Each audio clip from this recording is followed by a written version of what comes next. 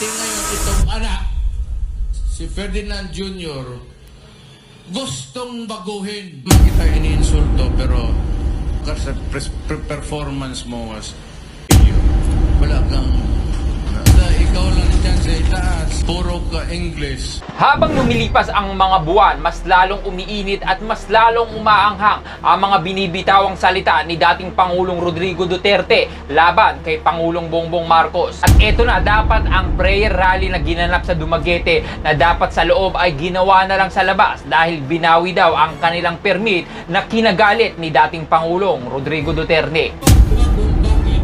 Anong klaseng utak? Nagbigay ka naman ng permit, binawi mo pa. Kasi tumawag ng malakayan.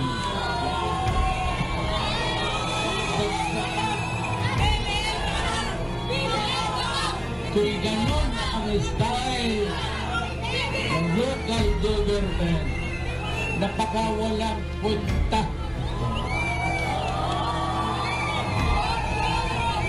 Hanap kayo ng iba.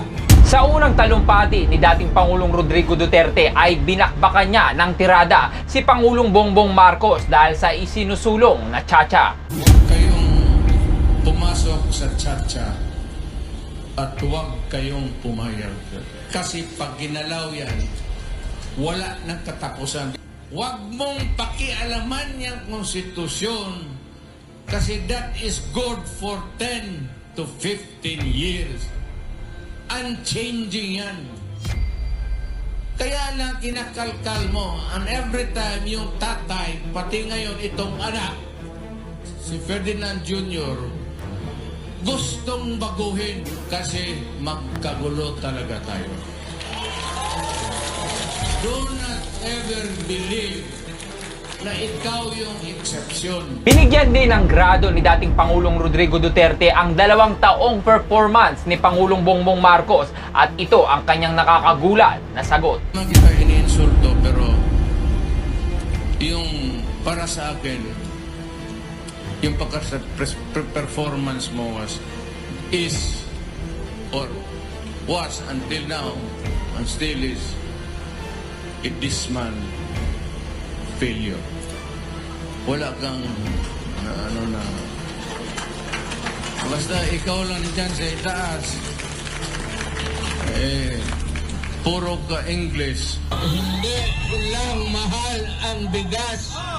Ang issue ngayon is gutom ang Pilipino. Yun ang dapat nilang bigyan ng atensyon. Isang pagpapatunay na tayong mga ordinaryong mga Pilipino ang nakakaramdam kung ano ang nagagawa ng kasalukuyang administrasyon para sa ating bansa. Kaya naman i-share mo na ang video na ito, ikaw bilang isang Pilipino, kung ikaw ang tatanungin at magbibigay ng grado base sa 2 taong performance ni Pangulong Bongbong Marcos bilang Pangulo, anong ibibigay mo sa kanya? 1 to 10. At bakit? Well, i-comment mo na ang iyong reaksyon sa video sa baba.